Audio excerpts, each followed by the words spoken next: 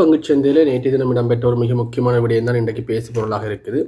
அதாவது கொழும்பு பங்குச்சந்தையினுடைய பங்கு நடவடிக்கைகளா வியாபார நடவடிக்கைகள் நேற்றைய தினம் திடீரென பங்குச்சந்தை ஆரம்பிக்கப்பட்ட அடுத்த நொடி அல்லது குறிப்பிடப்பட்ட 7 நிமிடங்களுக்குள்ளேயே அது இடைநிறுத்தப்பட்டிருந்தது. இது தொடர்பாக மக்கள் இப்போ அதிகளவான முதலீட்டாளர்கள் இப்போ உங்கள் கொழும்பு பங்குச்சந்தையில் முதலீடு செய்கின்ற இந்த முதலீட்டாளர்கள் அதிகமானவர்கள் குழப்பம் அடைஞ்சிருந்துச்சு. நம்ம என்ன காரணம் என்னத்துக்கானு சொல்லி நேற்று தினம் அதிகளவாக பேசப்பட்ட விடயமும் இந்த கொழும்பு பங்குச்சந்தையினுடைய வர்த்தக நடவடிக்கைகள் நிறுத்தி வைக்கப்பட்டதற்கான காரணங்கள் என்னென்று தொடர்பான விடயங்கள் தான்.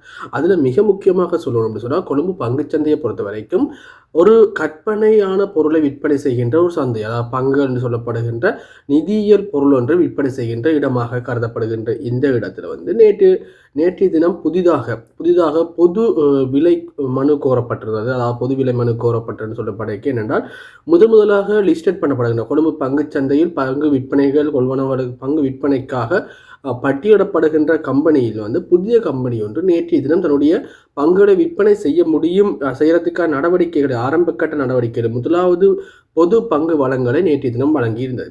இந்த பொது பங்கு வழங்கல்ன்ற சந்தர்ப்பத்தில் தான் அந்த கம்பெனி தன்னுடைய பங்குக்கு சந்தையில், அதாவது பொதுமக்கள் மத்தியில், அதாவது கொள்வனவாளர்கள் முதலீட்டாளர்கள் மத்தியில் என்ன விலை என்ன பிரைஸ் இருக்குது, என்ன வேல்யூ இருக்குது, என்ன மதிப்பீடு இருக்குன்றதை அறிஞ்சு கொள்ள முடியும்ன்றது மிக முக்கியமானது.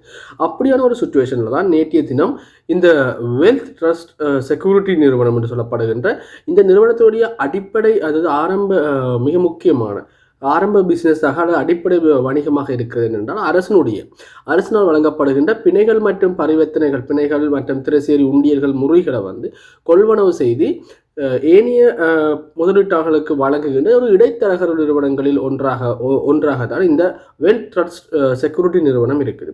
இந்த வெல்த் ட்ரஸ்ட் செக்யூரிட்டி நிறுவனத்தை பொறுத்த வரைக்கும் இவங்கள் தங்களுடைய கொழும்பு பங்குச்சந்தைக்குள்ளே வந்தது, அதாவது பொது பட்டியலிடப்பட்ட கம்பெனிகளாக வந்தது கடந்த டிசம்பர் மாதத்தில் இவர்களுடைய வருகை இருந்தாலும் தங்களுடைய முதலாவது பங்கு பரிவர்த்தனை நடவடிக்கைகளை பொதுமக்களுக்கான பொது விலை மனு கோரலை நேற்றைய தினம் தான் ஈடுபட்டாலும் நேற்றைய தினம் உத்தியோகபூர்வமாக தங்களுடைய பங்குகளை விற்பனை செய்யறதுக்காக கொழும்பு பங்குச்சந்தையை தங்களுடைய பங்குகளை பட்டியலிடப்பட்டிருந்தது.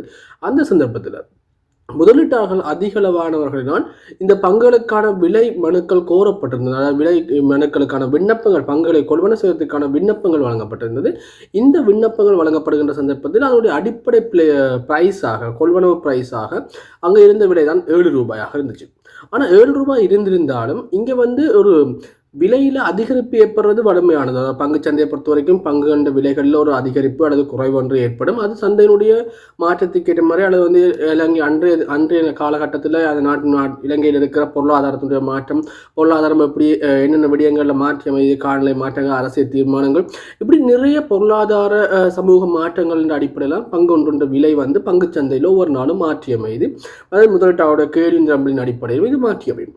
ஆனால் நேற்றைய தினம் பார்த்தீங்கன்னு சொன்னால் ஒரு அசாதாரணமான ஒரு சூழ்நிலை அங்கே உருவாகி இருந்தது. எப்படி என்றால் இவ்வாறான எந்த ஒரு பொருளாதார ரீதியில் பங்குகளின் விலைகளை தீர்மானிக்கின்ற சக்திகள் எல்லாமே சைலன்ஸாக இருக்கேக்க, எந்த விதமான மாற்றமும் இல்லாமல் இருக்கே கூட இந்த குறித்த கம்பெனியுடைய பங்குச்சந்தையுடைய பங்குகளுடைய விலையை பார்த்தீங்கன்னு சொன்னால் சடுதியாக அதிகரிச்சுன்றது. சில விலை மனுக்கள் கோரப்பட்டிருந்தது 25,000 ரூபாய்க்கு மேலே கூட.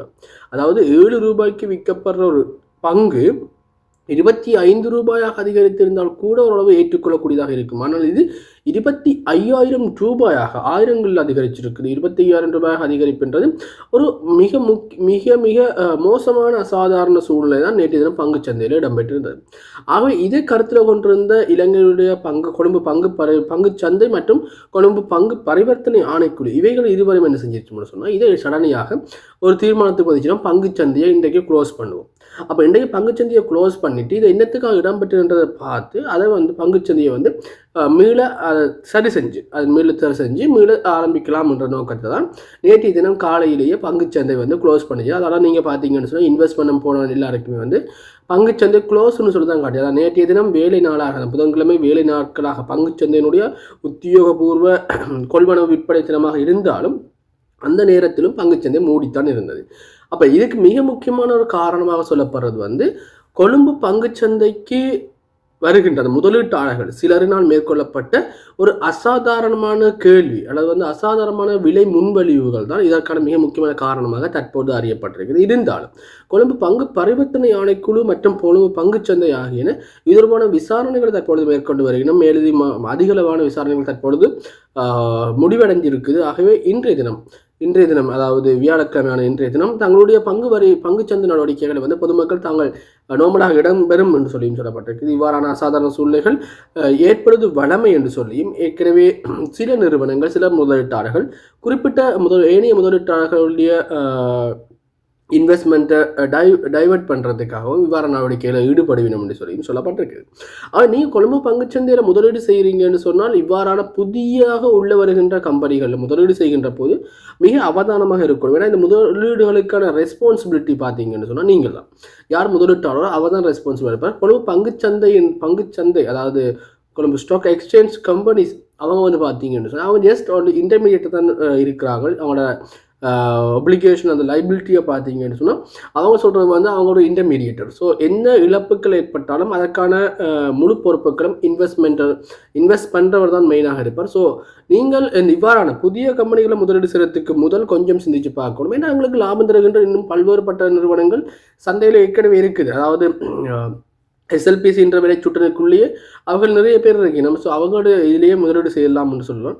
ஆகவே இவ்வாறான பல்வேறுபட்ட முதலீடுகள் தொடர்பான விடயங்கள் இந்த கொழும்பு பங்குச்சந்தையின் ஊடாக இடம்பெற்றுக் கொண்டிருந்தாலும் கடந்த 2025ஆம் ஆண்டை பொறுத்த வரைக்கும் கொழும்பு பங்குச்சந்தையினுடைய இந்த முதலீட்டு நடவடிக்கைகளை பார்த்தீங்கன்னா மிக அதிக அளவிலான ஒரு வாய்ப்பு, அதிக அளவிலான ஒரு முன்னேற்றத்தை அடைஞ்சிருந்தது. அதாவது வரலாறு காணாத அளவுக்கான பங்குகளுடைய விலை அதிகரிப்புகள், வருமான அதிகரிப்புகள் என்பனவும் கடந்த காலங்கள் இடம்பெற்றிருந்தது. கடந்த காலத்தில் 2025ஆம் ஆண்டு இடம்பெற்ற 2026ஆம் ஆண்டை பொறுத்த வரைக்கும் ஆரம்பிக்கப்பட்ட ஆண்டில் இவ்வாறான ஒரு சின்ன ஒரு சரக்குகள் ஒன்று கொள்ளும் பங்குச்சந்தைக்கு வந்திருக்கு. ஆனால் இது மறுசீரமைக்கப்பட்ட தற்பொழுது வணிக நடவடிக்கைகள் சாதகமாக இடம்பெற்றுக் கொண்டிருக்கு சொல்லப்பட்டிருக்குது.